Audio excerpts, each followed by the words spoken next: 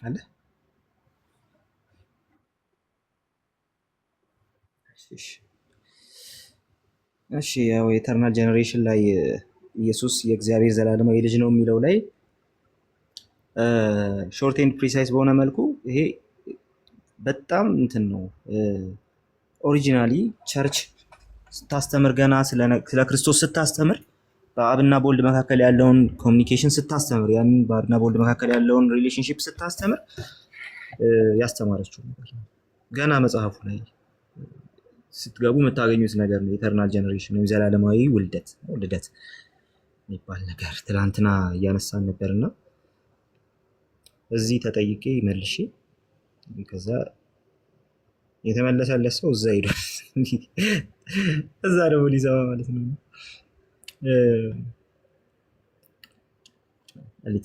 ኤኒዌይስ የዘላለማዊ ልደት ጉዳይ በኦርቶዶክስ በካቶሊክ እና በፕሮቴስታንት እንትኖች ላይ ዲኖሚኔሽኖች ላይ ኦልሬዲ የታመነ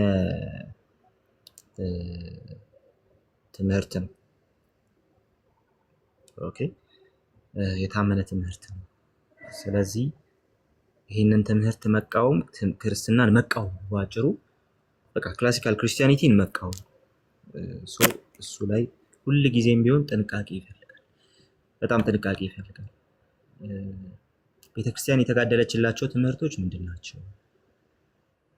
በቃ እነዛ ላይፏን የሰጠችላቸው ትምህርቶች ምንድን ናቸው ነው። አክትስ ኦፍ ዘ ካውንስል ኦፍ ናይሲያን ስትመለከቱ ቼክ አድርጉ። እሱን መጽሐፍ በጣም ቼክ አድርጉት። በጣም አሪፍ መጽሐፍ ነው እና ናይሲያቱን አላልኩም፣ ሰከንድ ናይሲያ ያው ሰሜስ ታውቃላችሁ፣ ሀሰተኛ ሰነዶች የቀረቡበት የኮንቨርሽንን ለማሳመን ምናምን እና በጣም ክሩክድ በሆነ መልኩ የተደረገ ካውንስል ነው። ሁለተኛ የኒቂያ ጉባኤ ማለት ነው። እኔ ስለመጀመሪያው ነው የማወራው።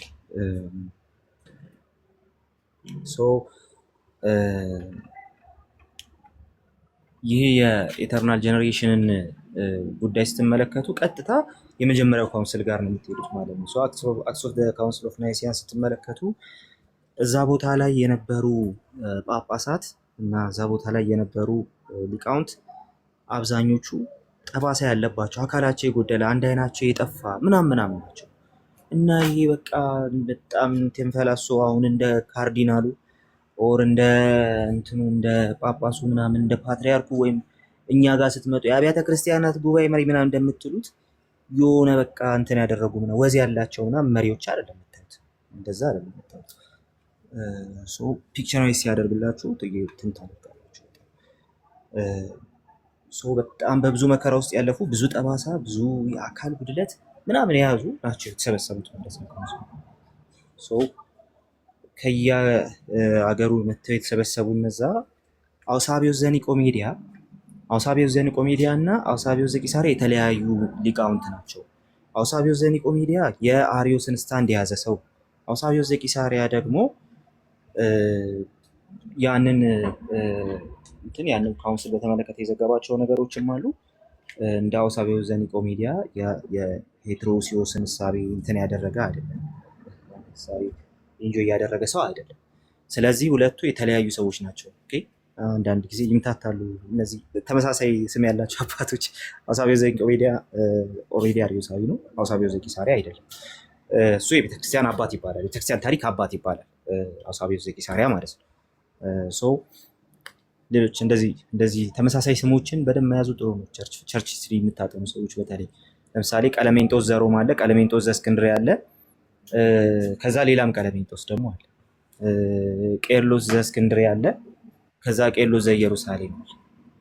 ስለዚህ እነዚህን ስሞች በደንብ ጎርጎሪዮስ ዘኑሲስ፣ ጎርጎሪዮስ ዘንዚናዙ፣ ጎርጎሪዮስ ገባሬ ታምራት፣ ግሪጎሪ ፓላማስ ምናምን አይታችኋቸዋል።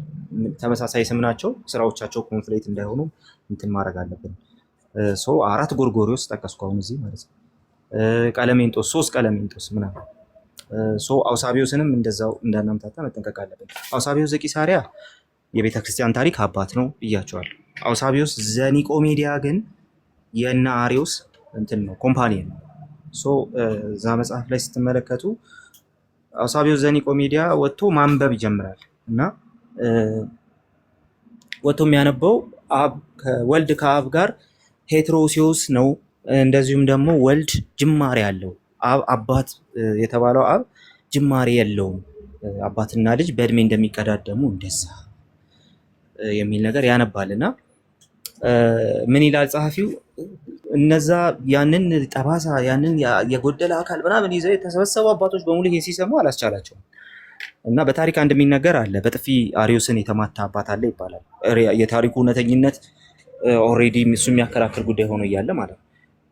ግን ደግሞ እነዚህ አባቶች ይላል ተነስተው ከአውሳቢዮስ እጅ ላይ ጽሑፉን ነጥቀው ለመቅደድ ጭምር ሲጋበዙ ነበር። በጣም እጅግ በጣም ተቆጥተው በጣም ኃይለኛ ንዴት ውስጥ ነበሩ። ለምንድን ነው እንደዛ የሆነው ሲባል ቤተክርስቲያን ስትሞትለት የኖረችው ትምህርት ነው። ቤተክርስቲያን የተጋደለችለት ራሷን የሰጠችለት ትምህርት ላይ አይቀለድም፣ እንትን አይደረግም። በቃ በዛ ላይ በጭራሽ ድርድር የለም። ምንም ነገር ላይ እንትን በጣም የሆነ እንትን ያደረግ ኒውትራል የሆነ ነገር ሊይዝ ይችላል። ቴዎሎጂ ላይ የሆነ ጥግ ላይ የምቆም አይነት አይደለሁም፣ ታውቃላችሁ ብዬ አስባለሁ። ስለዚህ ሁሉንም ቴዎሎጂካል ነገር በአንድ አይነት ነገር አልመለከተም። አይ ምላቸው ነገሮች አሉ፣ ግን ደግሞ ሲምፕሊ ለሰከንድ ብሊንክ የማታደርጉባቸው ትምህርቶች አሉ። እነሱ ላይ በጭራሽ አታወላውሉ ማለት ነው።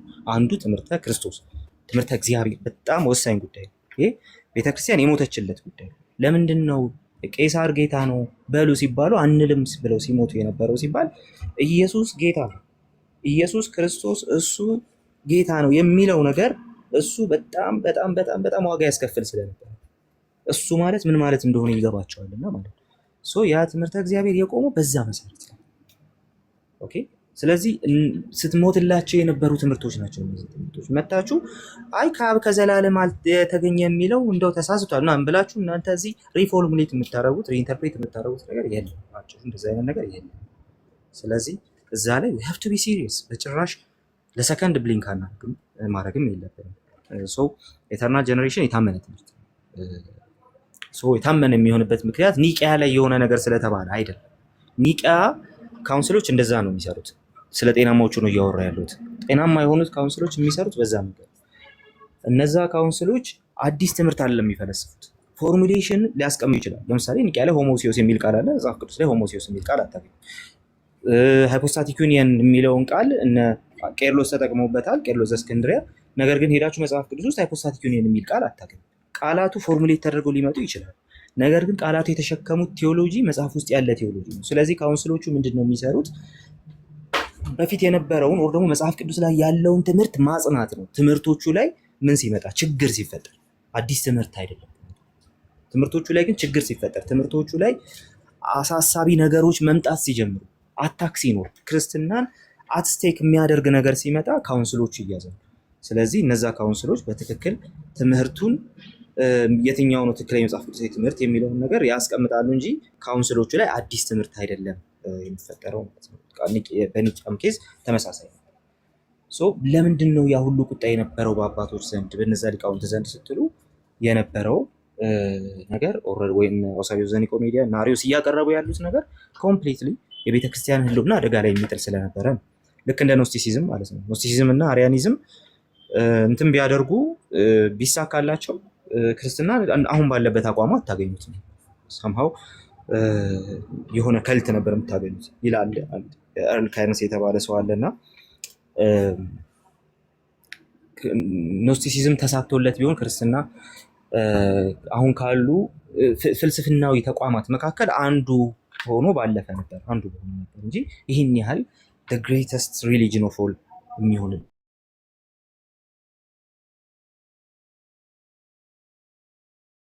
በጣም እንትን ያላቸው ቤተክርስቲያንም በጣም የፈተኑ ናቸው።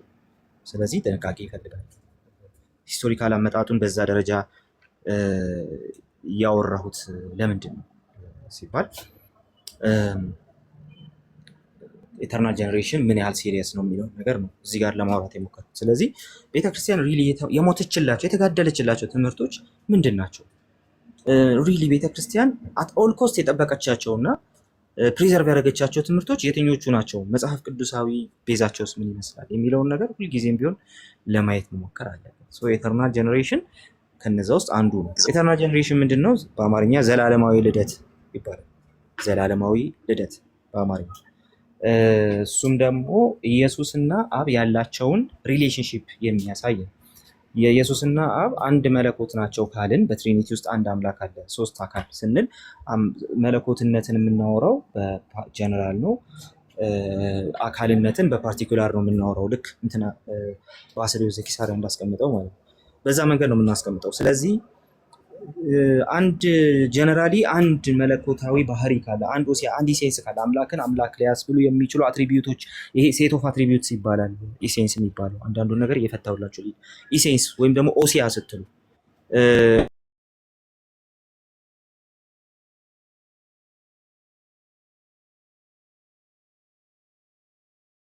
ወይም ተመልሻለሁ ጋይስ?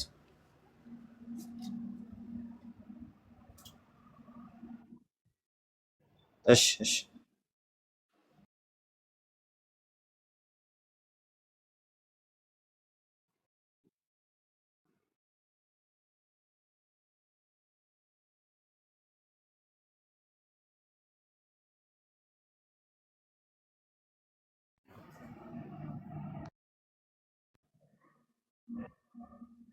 እሺ እሺ ተነጥቀን እንዳናገኘው እንዲህ አይነት ነገር እያወራን እሺ ኤኒዌይስ ልቀጥል። ስለዚህ ኦሲያ ወይም ደግሞ ባህሪ የሚባለው ነገር በአማርኛ ይሄ ባህሪ ስንል ሲምፕሊ መለኮትን እንትን እያደረግን ነው። አጋፔ ድምፅ አሰማና ልቀጥል። አለሁ ቀጥሉ። ታብታብ እያደረጋችኋ ይሰማል አይደል? ድምጼ ይሰማል። ደግሞ ትኩረት ሰታችሁ ስሙ ይሄንን። እሺ ያ ሶ ባህሪ ስንል አማርኛው ዝም ብሎ ባህሪ ምናምን አይደል? ግን ምንድነው ኦሲያ የሚለው? ይሄ አንድ አምላክ የምንለው አምላክ አንድ ባህሪ ነው ስንል፣ አንድ ኢሴንስ ነው ስንል ሲምፕሊ ኔቸር፣ ከዛ ደግሞ ይሄ ምንድነው የሚባለው ደግሞ ከኔቸር አትሪቢዩት ምናምን የምንላቸውን ቃላት በተለዋጭነት እንድንጠቀም የሚያደርገን አይነት ቃል አይደለም ኦሲያ የሚለው ቃል ማለት ነው። ኦሲያ ወይም ደግሞ ባህሪ የሚለው ሴት ኦፍ አትሪቢዩትስ ማለት ነው። ሴት ኦፍ አትሪቢዩትስ ልተርጉም። ሴት ኦፍ አትሪቢዩትስ ማለት አንድን ነገር ኢሴንሻሊ ያንን ነገር የሚያደርገውን መገለጫዎች ኦኬ የያዘን አንድ መገለጫ፣ አንድ ጀነራል መገለጫ ነው የምንኖረው ማለት ነው። ለምሳሌ የኛ የሰውነት ሴት ኦፍ አትሪቢዩትስ አለ። ለምሳሌ እኔ ከእናንተ ጋር ማውራት እችላለሁ። ይሄ ሴት ኦፍ አትሪቢዩት ይባላል። ሴት ሳይሆን አትሪቢዩት ይባላል። ከእናንተ ጋር ማውራት ይችላል። ከእናንተ ጋር ማውራት ብቻ አይደለም፣ የእናንተን ስሜት መረዳት ይችላል። ተመሳሳይ የሆነ እኔም ጋር ስሜት ስላለ ማለት ነው። እንደዚሁም ከእናንተ ጋር ህብረት ማድረግ እችላለሁ። ከራሴ ይልቅ እናንተን ማስቀደም እችላለሁ። ሞራል የሚባል ነገር አለ። ኦኬ ማስተዋል ማመዛዘን እችላለሁ። አውቶኖመስ ነኝ እላለሁ። ስለዚህ እንደነዚህ አይነት ነገሮችን ይዘን ስንመጣ እነዚህ ሰውነትን ሰውነት ያስባሉ ሴት ኦፍ አትሪቢዩትስ ናቸው ማለት ነው። አንዱ ብቻውን አትሪቢዩት ልንለው እንችላለን። ሴት ኦፍ አትሪቢዩት ስንል ሰውነትን ሰውነት ሊያስብሉ የሚችሉ መገለጫዎች ስብስብ የሚገኝበት ጀነራል የሆነ እንትን ማለት ነው። ጀነራል የሆነ ያ ገንዘብ ማለት ነው። ስለዚህ እኛ እዚህ ጋር ያለነው ሰዎች ሲምፕሊ ስምንት ሰው ገዝተ ላይ ያለ እኛ ስምንታችን ታችም ያላችሁ እዚህ ያለነው በሙሉ ሰው ስንባል ያ ሰውነት ያ ሰው ያልነው ነገር ሲምፕሊ ለሁላችንም ጀነራል ነው። ምን አድርገን ኢሴንሻሊ ሰው ሊያስብለን የሚችለውን ነገር ሁላችንም ይዘናልና ሰው ይባላል።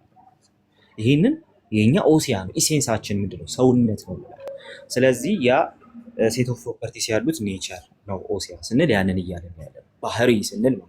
ይሄ ባህሪ በመለኮት ውስጥ በእኛ የባህሪ ፍልጠት አለ። ምክንያቱም ሰዎች ፍጡራን ነን፣ ሊሚትድ ነን። እንደዚሁም ደግሞ ፋይናይት የሆነ ኔቸር አለ። አምላክ ጋር ስንመጣ አንድ መለኮት ነው ያለው እንላለን። ያ መለኮት ደግሞ ኢንፊኒት ነው እንላለን። ስለዚህ በባህሪው ደግሞ ፍልጠት የለበትም። ስለ መለኮት እያወራን ስለሆነ ማለት ነው። ሶ ያ አንድ ባህሪ በአብና በወልድ እንትን የተደረገ ገንዘብ የተደረገ ባህሪ ነው ኢተርናል ጀነሬሽን ላይ ማለት። ስለዚህ ምንድነው ጀነሬሽን? ኢተርናል ጀነሬሽን ስንል ያንን አንድ ባህሪ የጋራ ባህሪያቸው ያደረጉ ሁለት አካላት ያላቸው ሃይፖስታቲክ ግንኙነት ምን ይመስላል? ያንን አንድ ባህሪ በምን አይነት መንገድ ነው የያዙት? በምን አይነት ሞድ ኦፍ ኤግዚስተንስ ነው የያዙት? ኖ ፖይንት። ኦኬ ያንን አንዱን መለኮት የመለኮት ባህሪ ያንን ኢሴንስ ያንን ኦሲያ ስለዚህ አሁን አብና ወልድ አንድ መለኮት ናቸው ካላችሁ በኋላ ሁለት አካል ሆነው እንዴት አንድ መለኮት ሆኑ የሚለውን ጥያቄ ለመመለስ የግድ በሚባል መልኩ ኢተርናል ጀነሬሽን ያስፈልጋል። ካለበለዛ ያንን አንድ መለኮት በሁለቱ አካላት እንዴት ገንዘብ እንደተደረገ ልታውቁ አትችሉ፣ ልትረዱ አትችሉ፣ ኢተርናል ጀነሬሽን በሌለበት ማለት ነው። ስለዚህ ወደ ትራይቴይዝም የሚመራ ነገርም ልትፈጥሩ ትችላላችሁ። አብና ወልድ ራሱ የተለያዩ አካላት ብቻ ሳይሆኑ አይደንቲካል መለኮት ያላቸው የመለኮት ባህሪ ያላቸው ሁለት አምላኮች ልታደርጓቸውም ትችላላችሁ። ኢተርናል ጀነሬሽንን ኦልሬዲ ተቀባይነት እንደሌለው የምታምኑ እሱ ብቻ ሳይሆን በአብና በወልድ መካከል ያለውን ግንኙነት ስታብራሩ በአንዱ መለኮት ውላጤ እንዳለ ጭምር እንትን ታደርጋላችሁ፣ አሰር ታደርጋላችሁ። ስለዚህ እንደዛ እንዳይሆን ጥንቃቄ ይፈልጋል። ኢተርናል ጀነሬሽን ከእንደዚህ አይነቱ አበሳ ያድነናል። ስለዚህ ኢተርናል ጀነሬሽንን ማመን ያለብን ለዛ ነው። ለምን እንዴት አድርጎ ነው የሚያድነው? አንደኛ በመለኮት ውስጥ ውላጤ አለ፣ መለውጥ የሚባል ነገር አለ ማለት ነው። ኢተርናል ጀነሬሽን ካልተቀበላችሁ ስላችሁ ማለት ነው ሲምፕሊ ዘላለማዊ ልደትን ስለሆነ በአብና በወልድ መካከል ያለ የአባትና የልጅ ግንኙነት ዘላለማዊ ካልሆነ አብ አባት ያልነበረበት ጊዜ አለ፣ ወልድም ልጅ ያልነበረበት ጊዜ አለ። ያ ማለት አዲንትራ በአብና አዲንትራ ማለት በሲምፕሊ በግጻዊ መለኮቱ ውስጥ ያለው ያ ግንኙነት መካከል ዘላለማዊ ያልሆነ የሆነ ግንኙነት አለ ማለት ነው። ለምሳሌ አባት በጣም እንትኑን ቋንቋውን ወተር ዳውር አድርጌ ለማስቀመጥ እየተቸገርኩ ግን እየሞከርኩ ሰው አባት ለመባል የሆነ ጊዜ ጠብቋል ማለት ነው። ያ የአባትና የልጅነት ግንኙነት ዘላለማዊ ካልሆነ አባት ለመባል የሆነ ጊዜ ጠብቋል ማለት ነው። በጊዜ ውስጥ ነው አባት የተባለው ማለት ነው። ያ ማለት ምን ማለት ነው? በታይም እና ስፔስ ውስጥ አባት ተለውጧል ማለት ነው። ወይም ደግሞ አምላክ ተለውጧል፣ ወደ አባትነት ተለውጧል እያላችሁ ነው ያላችሁ። ስለዚህ በጊዜ ውስጥ አቴን ያደረገው መለኮት በጊዜ ውስጥ አቴን ያደረገው የሆነ ነገር አለ እያላችሁ ነው ያላችሁት። ወልድንም እንደዛው ልጅ ያልነበረበት ጊዜ አለ ትላላችሁ። ስለዚህ አሁንም በመለኮት ውስጥ መለወጥ አለ እያላችሁ ነው ያላችሁት። ስለዚህ ሎጂካሊ የማያስኬድ ጉዳይ ነው። በመለኮት ውስጥ መለወጥ አለ ብላችሁ መጀመር አለባችሁ። የለም ካላችሁ የአብን ዘላለማዊ አባትነት ያለምንም ክርክር መቀበል መቻል አለባችሁ ማለት ነው። ሎጂካሊ የወልድን ዘላለማዊ ልጅነት መቀበል አለባችሁ። ካልሆነ ግን አባት ያልነበረበት ጊዜ አለ። ስለዚህ አባት ያልነበረበት ጊዜ ከነበረ በመለኮት ውስጥ ውላጤ አለ፣ መለወጥ የሚባል ነገር አለ ማለት ነው። አይ ዘላለማዊ አባትነት ነው ስትሉ አባትነት ምን አለው? ተሳቢ አለው። ምን ማለት ነው? አባትነት ኦልሬዲ ልጅን ማስገኘትን ይጠይቃል። ስለዚህ እኔ በባህሪ ውስጥ መለወጥ አለ እላለሁ። ትናንትና ይሄን በደንብ አብራርቻለሁ። በባህሪ ውስጥ እኔ መለወጥ አለ። ስለዚህ ያ መለወጥ ምንድነው? በባህሪ ውስጥ መለወጥ አለ ስል ምን ማለት ነው? በባህሪ ውስጥ መለወጥ አለ ስል አባት ያልነበርኩበት ጊዜ አለ። እስከምወልድ አባት አይደለሁም እያልኩ ነው አይደል? እስከምወልድ አባት አይደለሁም። እስከምትወልዱ እናት አትሆኑም እህቶች። ስለዚህ በባህሪያችሁ መለወጥ አለ። ምን አይነት መለወጥ አለ? የሆነ ጊዜ ላይ አባት ያልነበራችሁ ከዛስ የሆነ ሰዓት ላይ ግን ስትወልዱ አባት ትባላላችሁ። ስለዚህ ያንን ውላጤ ብለን እንጠራዋለን። በመለኮት ውስጥ እሱ ካለ መለኮት ሲምፕሊ ፓስብል ነው፣ ኢምፓሲብል አይደለም። ከዚህ የተነሳ እንትን ያደርጋል። ሲምፕሊ አምላክነትን ልክ ባልሆነ መልኩ እየቃኘ ነው ማለት ነው። ስለዚህ ያንን አሰርት ማድረግ ካልፈለግን በስተቀር በምንም መልኩ የአብን ዘላለማዊ አባትነት የወልድን ዘላለማዊ ልጅነት እንትን ልናደርግ አንችልም፣ ልንክድ አንችልም ማለት ነው። ሁለተኛው ነገር ግን ስላሴን በማብራራት ውስጥ ያለው ዲፊካልቲ በኢተርናል ጀነሬሽን ከካዳችሁ ስላሴ ውስጥ ያለውን ያንን ዲፊካልቲ ስላሴ ለማብራራት ያለውን ያንን ዲፊካልቲ ያንን ቻንስ ኦልሬዲ ዲፊካልቲ ያደርግባችኋል። ስለዚህ ኢተርናል ጀነሬሽን ብቻ ነው በስላሴ አካላት መካከል ያለውን ትክክለኛውን ሪሌሽንሺፕ የሚነግረን ማለት ነው። ለምን ሲባል አብን አባት ብለናል፣ ወልድን ልጅ ብለናል፣ ከአብ ከዘላለም ዘመናት በፊት የተወለደ ብለናል፣ ከአብ ባህሪ የተወለደ ብሎ ኒቂያ እንዳስቀመጠው ማለት ነው።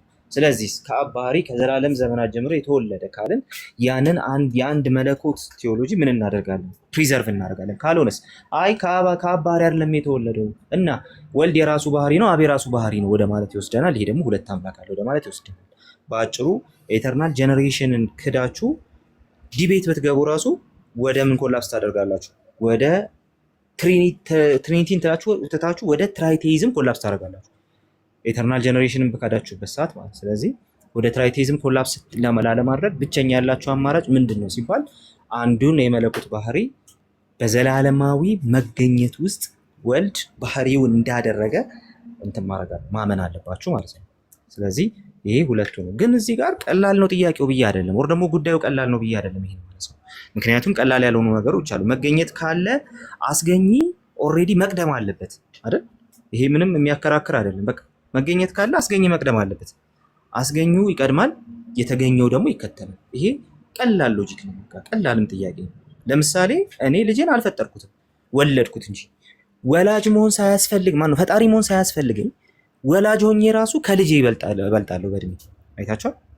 ከልጄ ይቀድማለሁ። ስለዚህ መገኘትና ማስገኘት በሁለቱ አካላት መካከል ካለ አብ ከወልድ ይቀድማል ማለት ነው። ይሄ የአሪዮስ ዲፊካልቲ ነበር። አሪዮስ ለዛ ነው የወልድን ልጅነት ሳይሆን የካደው። ኖ መገኘት ካለ ወልድ የተገኘው በኋላ ላይ ነው አለ። አብ የተገኘው በፊት ነው፣ ደግሞ አብ ያስገኘው በፊት ነው። የተገኘው ሳይሆን ያስገኘው በፊት ነው፣ አስገኘው በፊት ነው። ስለዚህ አብ ከወልድ በእድሜ ይበልጣል። ወልድ ኢን ታይም ነው የተገኘው ወደሚል መጣ። ማስገኘትና መገኘት ካለ ታይም የሚባል ነገር አለ ነው ጉዳዩ። ስለዚህ ይሄ ጥያቄ ቀላል ጥያቄ ነው ብዬ አይደለም ዝም ብዬ እንትን የማደርገው፣ ግን ደግሞ ለዚህ ምንድን ነው ምላሹ ለሚለው ነገር የተወሰነ ነገር ላስቀምጥ። የመጀመሪያው ማስገኘትና መገኘት የሚሉ ቃላትን የተጠቀምናቸው ለአምላክ እንደው እንትን ያደርጋሉ፣ በቃ ኮምፕሊትሊ የአምላክን ማንነት ይገልጣሉ ብለን አይደለም። በዛ መንገድ አይደለም ያስቀመጥናቸው፣ እንደዛ አይደለም ያስቀመጥናቸው። ኦኬ፣ ለዛ ነው ካፓዶሺያንስ ስትመለከቱ ካፓዶሺያን ፋዘርስ የሚባሉትን ደግሞ ላስቀምጥ። ካፓዶሺያን ፋዘርስ የሚባሉት ሁለቱ ጎርጎሪዮሶች እና ባስልዮስ ዘቂሳርያ ነው። ጎርጎሪዮስ ዘኑሲስ፣ ጎርጎሪዮስ ዘንዚናዙ፣ ከዛ ባስልዮስ ዘቂሳርያ ነው። ሶ አንደኛው ጎርጎሪዮስ እና ባስልዮስ ወንድምና ወንድም ናቸው። ስለዚህ ካፓዶሺያንስ ትሪኒቲ ላይ በደንብ አስቀምጠዋል። የትሪኒቲ ትምህርት ላይ በደንብ አስቀምጠዋል ትምህርቶቻችን።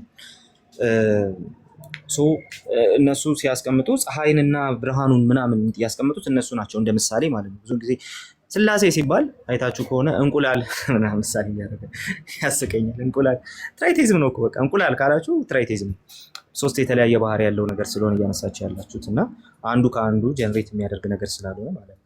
ከዛ ደግሞ ዛፍ ቅርንጫፍ እና ስር ምናምን የሚሉ ሰዎች የማይቻለው ሞዳሊዝም ነው። ሲምፕሊ ኦንሊ ጂሰስ ነው የምትሆኑት። እሱን እንትን ካነሳችሁ እሱ ምሳሌ ካነሳችሁ ማለት ነው። ግን እንደው በተወሰነ መልኩ ሊገልጥ ይችላል ብለው ያስቀመጡት ምሳሌ ኦልሬዲ ያለ ሕጸጽ አይመጣም። ግን ደግሞ ሊገልጥ ይችላል ብለው ሲያስቀምጡ ካፓዶሺያንስ ፀሐይና ብርሃኗን አንስተዋል። ለምን ሲባል ብርሃን ምንጊዜም ቢሆን ከፀሐዩ ነው እንትን የሚያደርገው፣ ከፀሐዩ ነው ጀነሬት የሚያደርገው። ስለዚህ ፀሐይ ብርሃኗን አይደለችም፣ ብርሃኗ ፀሐይን አይደለም። ነገር ግን ፀሐይ ባለችበት ጊዜ ሁሉ ብርሃኗም አለ። ብርሃኗ በሌለችበት ፀሐይነቷ አይታወቅም። ፀሐይዋ ከሌለች ብርሃኑ የለም። ግን ደግሞ በመካከላቸው የጊዜ እንትን የለም፣ የጊዜ ክፍለት ግን የለም። ስለዚህ ፀሐዩ ቀድሞ ብርሃኑን መጥቷል ምናምን የምትሉት ነገር ይመጣል አይኖርም። ስለዚህ እንደዛ አይነት ነገር ስለሌለ እንደው የተወሰነ ምሳሌ ሊሆን የሚችለው እሱ ነው የሚል ነገር ያመጣሉ። ይህንን ይዛችሁ ወደ እንትን ስትመጡ፣ ወደ ዕብራውያን መልእክት ስትመጡ እሱ የክብሩ መንጸባረቅና የባህሪው ምሳሌ ሆኖ ሁሉም በስልጣኑ ቃል እየደገፈ የሚል ቃል ታገኛላችሁ። የባህሪው ምሳሌ ኤግዛክት ሪፕሬዘንቴሽን ማለት ነው። ስለዚህ ወልድን ስትመለከቱት ሲምፕሊ አብን ኤግዛክትሊ ማየት ትችላላችሁ ነው። አብን ያየነኝ አይቷል እንደ ስላለ ኢየሱስ። ስለዚህ አብን ኦልሬዲ ትመለከቱታላችሁ ነው። ወልድ ግን አብ አይደለም። አት ሴም ታይም ግን ወልድን አይታችሁ የአብን ባህሪ ትረዳላችሁ። ከዚህ የተነሳ ኢየሱስና በአንድ ባህሪ ናቸው የሚለው እናያለን። ወደ እንትን ስትመጡ ግን ወደ የክብሩ መንጸባረቅ ወደሚለው ሀሳብ ስትመጡ የአፖጋዝማ የምትለው የግሪክ ቃል ናት እና አሁን ካፓዶሺያንሱ የሰጡትን አይነት እንትን ነው የሰጡትን አይነት ምሳሌ ነው እንትን የሚያደርገው ማለት ነው የሚሰጠው። ስለዚህ የክብሩ መንጸባረቅ ሲባል ክብር አለ አይደል? መንጸባረቁ ያለው ክብሩ ባለበት ነው። አርጌንስ ይህንን ሂጋት ኢትራይት የአርጌንስ ቴዎሎጂ ትንሽ አከራካሪ አርጌንስ 3ኛ ክፍለ ዘመን ላይ የነበረ አባት ነው እና ብኖር እሱ የእሱ ተማሪ ነበር ሆኖ ላለው ብዙ ጊዜ ሂዝ ጂኒየስ በጣም ሴም ታይም ያው ቴዎሎጂዎቹ ትንሽ አከራካሪ ናቸው። ግን ደግሞ እዚህ ላይ በደንብ ያስቀመጠው ነገር አለ እና አባው ሁሉን ቻይ ነው።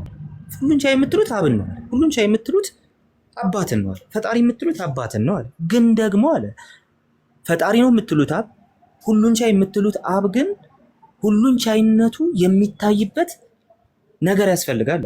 ያ ሁሉን ቻይነት የታየው የሆነ ነገር ሲፈጠር አይደለም፣ በልጁ ነው የታየው። የፈጠረው ራሱ በልጁ ስለሆነ፣ ስለዚህ የክብሩ መንጸባረቅ ስትሉ እሱን እያላችሁ ነው ያላችሁት። አባት አለው የምትሉት በሙሉ ተንጸባርቆ የምታዩት በልጁ ነው ፖይንቱ። አርጌንስ ማለት ስለዚህ ኢንፍሉዌንሱ ነው የአባት ኢንፍሉዌንስ ነው። ኢንፍሉዌንስ አላልኩም፣ ኢንፍሉዌንስ ነው ያልኩት። ሶ የአባት መንጸባረቅ ኦኬ፣ የአባት ፋውንቴን ነው አለ። ስለዚህ አባት ያደረገው ነገር በሙሉ ኦር ደግሞ አባት የሆነው ነገር በሙሉ በልጁ በኩል ነው የታየው። በልጁ በኩል ባይሆን በማንም ባልታየ ነበር። ስለዚህማ ይሄ የክብር መንጸባረቅ የሚለው ሐሳብ የሚያሳየው እሱ ነው። ክብር ካለ ኦልሬዲ ያ ክብር መንጸባረቁ፣ ፀሐይ ካለ ፀሐይ በብርሃኗ እንደምትታወቅ እንደዛ ነው። ታችሁታል። ስለዚህ በአብና በወልድ መካከል ያለውን ኮሚኒኬሽን ኤተርናል ነው ስትሉ አንዱ ያለ አንዱ ኖሮ በማያውቅ ልክ ነው የአባትና የልጅ ግንኙነታቸው። ኤተርናል ጀነሬሽን በዛ መንገድ ነው የሚሰራው። ስለዚህ ኤተርናል ጀነሬሽን ኤተርናል ክሪኤሽን ብለን እኛ አላወራም። ክሪኤሽን ካለ ኤተርናል ሊሆን አይችልም። ጀነሬሽን ነው ያለው። ብርሃን ፀሐይ ብርሃን ጀነሬት ስታደርግ ብርሃኑ ኦልሬዲ ከፀሐይዋ በእድሜ ስለሚያንስ አይደለም። ኦኬ። ስለዚህ ይሄኛውን አናሎጂ የተጠቀሙበት ምክንያት እሱ ትንሽ አሁን ግልጽ ይመስለኛል ካፓዶሻስ። ይሄንን ግን በደንብ አድምተን ልንሰራበት ይገባል፣ እንሰራበታል። አሁን እዚህ ላይ መስራት እንዳለብን እያሰብኩ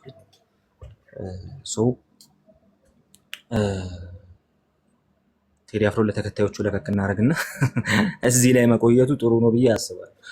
ኤኒዌይስ ይሄንን እንያዝና ታዲያ ይሄንን ኤተርናል ጀነሬሽን የምንለውን ነገር ምን ላይ ግራውንድ እናርገው የሚለውን ጥያቄ ግን እንመልስ። ምን ላይ ግራውንድ እናርገው? እዚህ ድረስ ከመጣን ስለ ኤተርናል ጀነሬሽን እዚህ ድረስ ካወራን ምን ላይ ግራውንድ እናርገው ስንል ኦር ደግሞ ዲፊኒሽኑ ምን እናርገው ስንል እስካሁን ድረስ ያወራነው ምሳሌ ነው፣ ሕጸጽ ያላቸው ምሳሌዎች ናቸውና ስለዚህ እንደዛ ከሆነ አሁንስ ምን ላይ ነው ግራውንድ አድርገን የምናወራው? ትርጉም ያስፈልገናል። ግራውንድ የምለው ትርጉም ያስፈልገናል። ጀነሬት የሚለው ቃል ምንድን ነው? መስጠት ሊሆን ይችላል፣ ሼር ማድረግ ሊሆን ይችላል።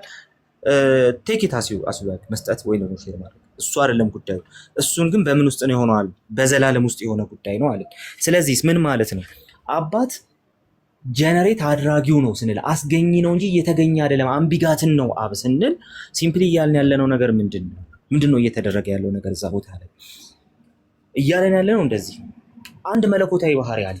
ያ አንድ መለኮታዊ ባህሪን ገንዘብ ያደረጉ ሶስት አካላት አሉ። እነዚህ ሶስቱ አካላት እንዴት ነው ኮሚኒኬት የሚያደርጉት ወይም ደግሞ አንድ መለኮታዊ ባህሪን በምን ሞድ ነው የያዙት የሚለውን እያየን ያለ ነው ማለት ነው። በኢተርናል ጀነሬሽን ውስጥ ሁለቱን አብና ወልድን ይዘን ስናወራ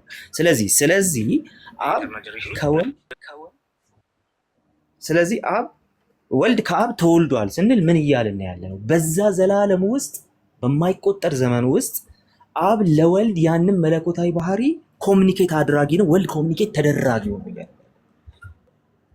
ስለዚህ ይሄም አካላዊ ልዩነትን የሚያሳይ እንጂ የባህሪ መተናነስን የሚያሳይ አይደለም። ባህሪው ኮምፕሊትሊ ነው ኮሚኒኬት ያደርጋል። ኦኬ። ግን ይሄ በምን ውስጥ ነው? በዘላለም ውስጥ ነው። አምላክ ያልነበረበት ጊዜ የለም ወልድ ማለት ነው። ወይም ደግሞ ለአይን ጥቅሻ እንኳን ወልድ እና አብ ተለያይቶ የኖሩበት ጊዜ የለም እንላለን። ስለዚህ ያንን ስንል ምን እያልን ያለ ነው?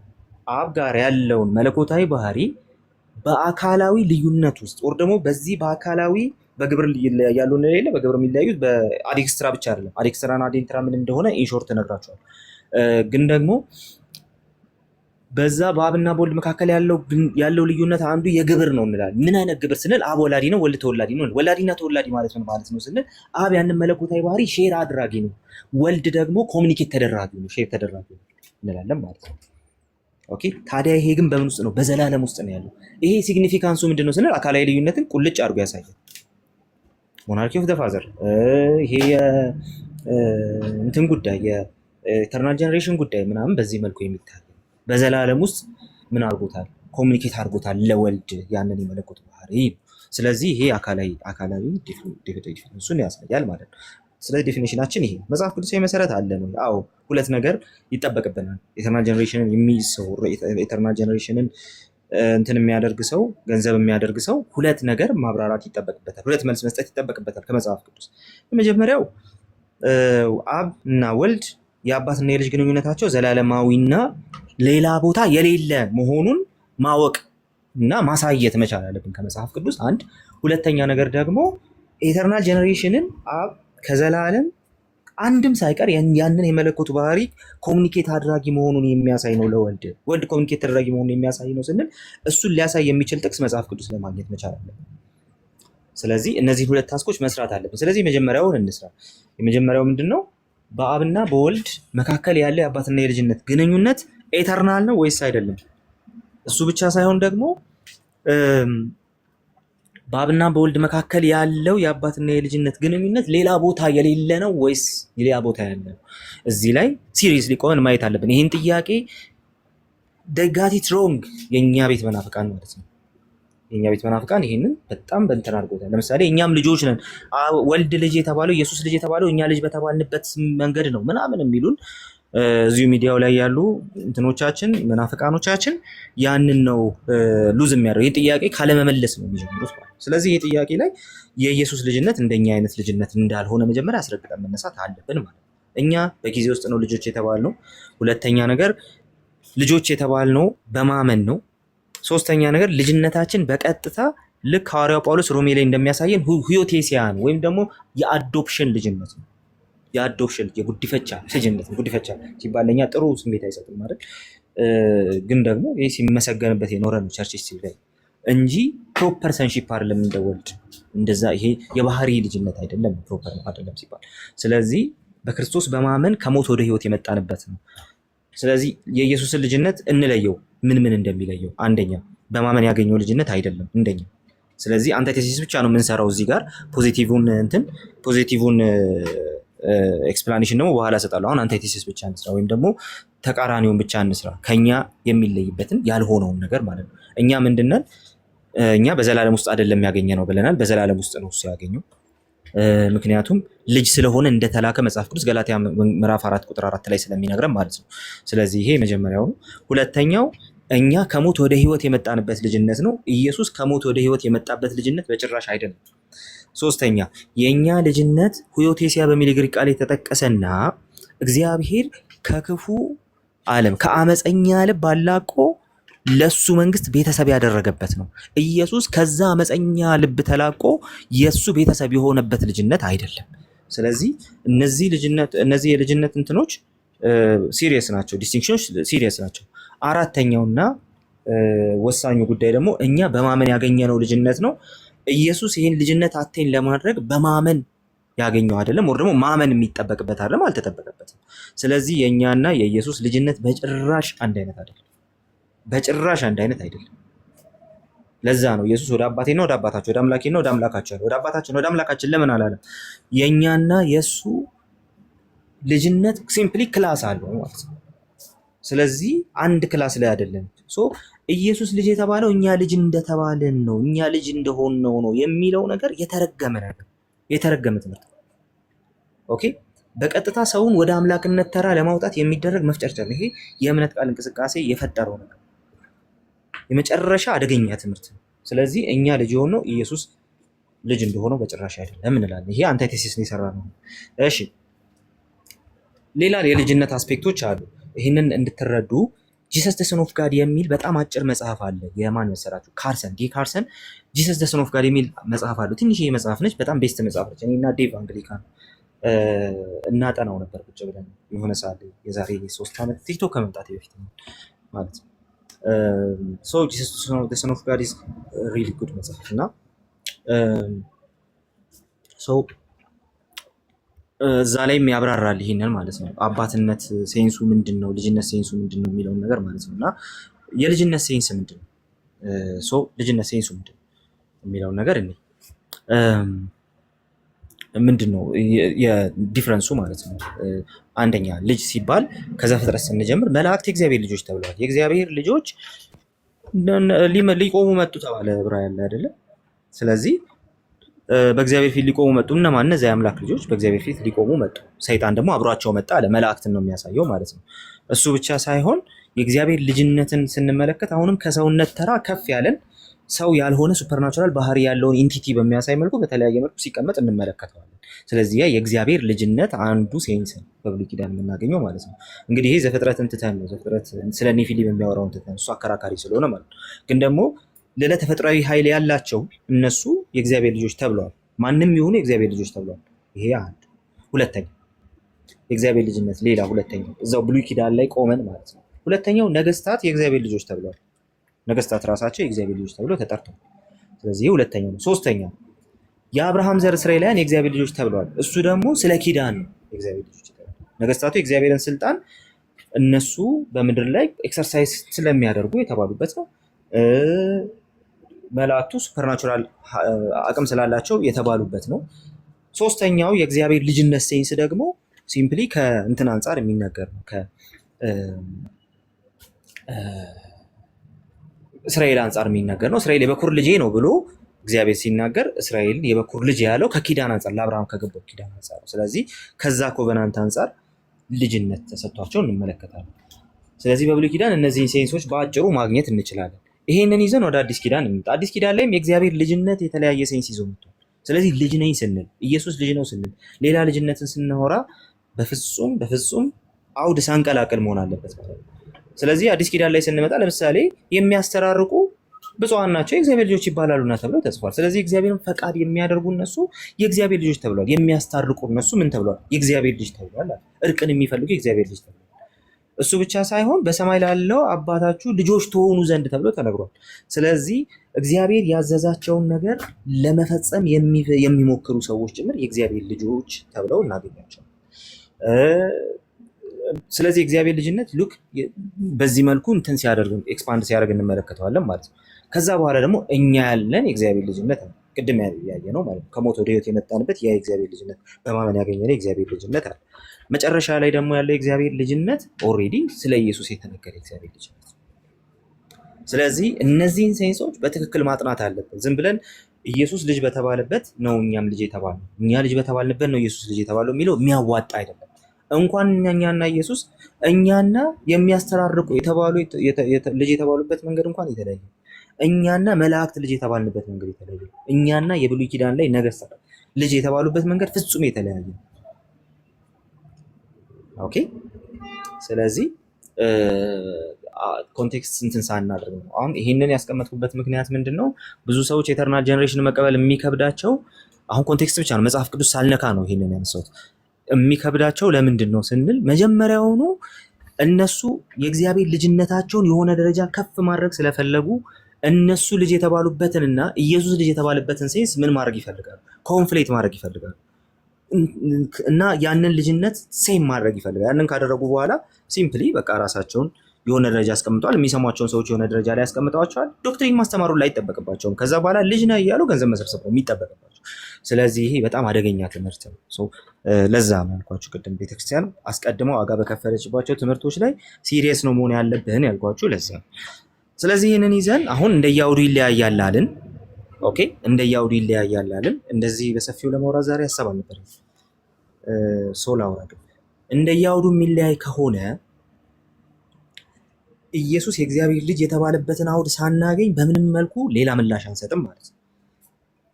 ኦኬ። ስለዚህ ኢየሱስ እንዴት ነው የእግዚአብሔር ልጅ የተባለው ስንል ዮሐንስ ወንጌል ምዕራፍ 1 ቁጥር 18 ቁልጭ አድርጎ ያስቀምጠዋል። ዮሐንስ ወንጌል ምዕራፍ 1 ቁጥር 14ን በደንብ ያስቀምጠዋል። ዮሐንስ ወንጌል ምዕራፍ 3 ቁጥር 16ም ያስቀምጠዋል። ዮሐንስ ወንጌል ምዕራፍ 1 ቁጥር 14 ላይ ቃል ስጋ ሆነ ይላል። ይሄ ቃል እግዚአብሔር ነበር፣ በእግዚአብሔር ዘንድ ነበር ምናምን ብሎ ዮሐንስ ወንጌል ምዕራፍ 1 ቁጥር 1 ላይ ኦልሬዲ ኢየሱስ በስጋ ከመምጣቱ በፊት አምላክ እንደነበርና ኦልሬዲ ነበር የሚለው ሐሳብ ቀጣይነት ያለውን ነገር ያሳያል። ኤን የሚለው ቨርብ ማለት ነው የግሪኩና እሱ ቀጣይነትን ያሳያል። ወደኋላም ወደፊትም አምላክነቱን የማይተው ያልተወ ቀጣይነት ባለው መልኩ ስለ አምላክነቱ የተነገረለት ነው። ከአብ የተለየ አካል ነው። ከዛ በኋላ ደግሞ የእግዚአብሔር ልጅ ነው። ይሄንን ይዘናል። ይሄንን እንያዝና ወደ እንትን እንምጣ። ወደ አንደኛው ዮሐንስ ወንጌል ምዕራፍ 1 ቁጥር 14 ቃል ስጋ ሆነ ጸጋና እውነትን ተመልቶ በእኛ አደረ አለና ከዛ ቀጥሎ አንድ ነገር አለ። አንድ ልጅ በአባቱ ዘንድ እንዳለው ያለውን ክብሩን አየናል። አይታችሁታል። ስለዚህ ቃል ስጋ ሆኖ ሲመጣ ወይም ደግሞ አምላክ ወልድ ሰው ሆኖ ሲመጣ ያየነው ነገር ምንድን ነው ሲባል አንድ ልጅ በአባቱ ዘንድ እንዳለው ክብር የሆነውን ክብሩን ያየነው። ስለዚህ ወልድ በስጋ ሲመጣ አይደለም ልጅ የተባለው የተባለው ለምን? የልጅነት ክብሩን እሱ ሰው ተወልዶ ሰው ሆኖ ሲመጣ አየን ነው እንጂ ያለው መጽሐፉ የልጅነት ክብሩ እዛ ጋር ጀመረ አላለም። ቃል ስጋ ሲሆን ልጅ ሆነ ሳይሆን ያለው ቃል ስጋ ሆኖ በመካከላችን ሲያድር ከአባቱ ዘንድ ያለውን የልጅነት ክብሩን ተመለከትን ያለው። ይህን ከዚህ በፊት በተደጋጋሚ ብያቸው እኔ እዚህ ጋር ሳወራ አይደለም ማስተማር የጀመርኩት። እናንተ ግን ዛሬ ሳወራ ምናልባት ዛሬ ለመጀመሪያ ቀን ያየኝ ሰው ሊኖር ይችላል። ስለዚህ ቃሌ ዛሬ ነው አስተማሪው ነው ምናምን ትላላችሁ እንዴ? አትሉ። አትሉም። ዛሬ ስላያችሁኝ እንደዛ ነው ማለት አይደለም። ዛሬ ስላያችሁኝ ነው እናንተ መሆኔን ያወቃችሁት ያያችሁት እንጂ ዛሬ ስላያችሁኝ ማስተማር አልጀመርኩም። አይታችኋል። ስለዚህ ስለ ኢየሱስ ስናወራ ዮሐንስ ወንጌል ምዕራፍ 1 ቁጥር 14ን እሱን እያየን ነው የምናወራው። ቃል ስጋ ሆኖ በሚታይ በሚዳሰስ መልኩ ሲመጣ በመካከላችን ጸጋና እውነትን ይዞ ሲመጣ ነው ምን የሆነው? ልጅነቱን ያየ ነው፣ የልጅነት ክብሩን የተመለከት ነው። ኦኬ። ስለዚህ ይሄ በመካከላችን አደረ ራሱ ሲሪየስ ትምህርት ነው።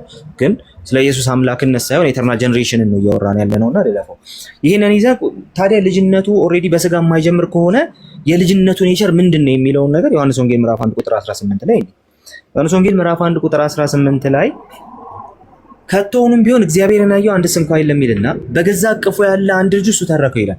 በገዛ እቅፉ ያለ አንድ ልጁ የሚለው በ54ቱ ትርጉም ነው። አዲሱ መደበኛ ትርጉም በገዛ እቅፉ ያለ አንድ ልጁ የሆነው አምላክ ብሎ ነው የሚያስቀምጠው። ስለዚህ ያን ያለበትን ምክንያት ልንገራቸው። ሞኖጌኔስ ቴዎስ እና ሞኖጌኔስ ቴዎስ የሚሉ ሁለት ቃላት አሉ። ዮሐንስ ወንጌል ምዕራፍ 1 ቁጥር 18 ላይ ሁለት ማኑስክሪፕቶች በዚህ መልኩ አስቀምጠዋል። በተለያየ መልኩ ሞኖጌኔስ ሂዮስ ማለት አንድያ ልጅ እንደማለት ነው። ሞኖጌኔስ ቴዎስ ማለት አንድያ ልጅ የሆነው አምላክ እንደማለት ነው። የ54ቱ ትርጉም አንድያ ልጅ የሆነው አምላክ የሚለው ሞኖጌኔስ ቴዎስን ይዞ ነው። ለምን ካላችሁ ታማኒ የሆነው ማኑስክሪፕት እሱ ስለሆነ ጥንታዊ የሆነው ታማኒ የሆነው ወደ ክታብ አንድያ ልጁ የሆነው አምላክ የሚለውን ይዞ ስለሚመጣ ማለት ነው። ስለዚህ ከዛ አንጻር ስለሆነ የምንመለከተው እሱን አሁን የግሪኩን ቴክስት ለማየት እንሞክር። ለምን ምንድን ነው እንደው ለኢተርናል ጀነሬሽን ቢብሊካል ሰፖርት አለ ነው ስንል የተነሳውበትን ጥያቄ እንዳትረሱ፣ ብዙ ነገር ስላወራው አለ ነው ስንል ሁለት ጥያቄዎች መመለስ አለብን። አንደኛ የኢየሱስ ልጅነት ከሌሎች ልጅነት የሚለይበት መንገድ ምንድን ነው የሚለው ነው። እዚህ ላይ ጊዜ ወሰድኩት። እዚህ ይሄንን ማብራሪያ ኦልሬዲ ሰዎች ኦቨርሉክ አድርገው ስለሚመጡ ቀጣዩ ላይ ለመካድ ይመቻቸዋልና፣ ስለዚህ አዎ አለ ኢየሱስ ክርስቶስ ልጅነቱ የተለየ የሆነበት መንገድ አለ ብለን ለምን ስንል ይሄው ሞኖጌኔስ ቴዎስ። አሁን ብዙ ሰዎች ይሄን ቴክስት እንትን ሳያደርጉ አንድያ ልጅ የሚለውን ሐሳብ ብቻ ይወስዱና አንድያ ልጅ ዋሬር ሳይ ያልፋል። ከዛም ፓፒሮች ውስጥ ይገባል። ፓፒረሶች አሉ ከዛ በፊት ሁለተኛ ክፍለ ዘመን ላይ ምናምን እንደጻፉ የሚቀመጡ ሞኖጌኔስ ቴዎስን በደንብ ያላዩ ሰዎች አንድያ ልጅ ሞኖጌኔስ ቴዎስን አንድያ ልጅ የሚለውን ብቻ ይወስዱና እዚሁ ሚዲያ ላይ እንዳየናቸው ማለት ነው ኢየሱስ እኮ አንድያ ልጅ ነው ሲባሉ፣ አዎ ኢየሱስማ ዮሐንስ እኮ ሲጽፍ እየጻፈ ያለው ኦልሬዲ ኢየሱስ ገና ስላመጣጡ ስለሆነ አንድያ የተባለው ሲምፕሊ ሌላ ስላልነበረ ነው በሰዓቱ። አሁን ኢየሱስ አንድያ አይደለም ይሏቸዋል። ኢየሱስ አሁን ምን አይደለም? አንድያ አይደለም። ለምን ሲባል አንድያ ማለት ብቸኛ ማለት ነው። ተመልከቱት። አሁን ግሪኩን ደግሞ እነግራችኋለሁ ፖይንቱ እንደሆነ። አንድያ ማለት ብቸኛ ማለት ነው። ብቸኛ ልጅ የተባለው ኢየሱስ እኛ ስላልነበረን ነው። አሁን እኛ ስላለን ኢየሱስ ብቸኛ ልጅ አይደለም። አይታችሁታል ሎጂኩ። ስለዚህ አሁን የኛ ልጅነት አሁንም በኢየሱስ ልጅነት ልክ በቃ ይሄ ማደንዘዣ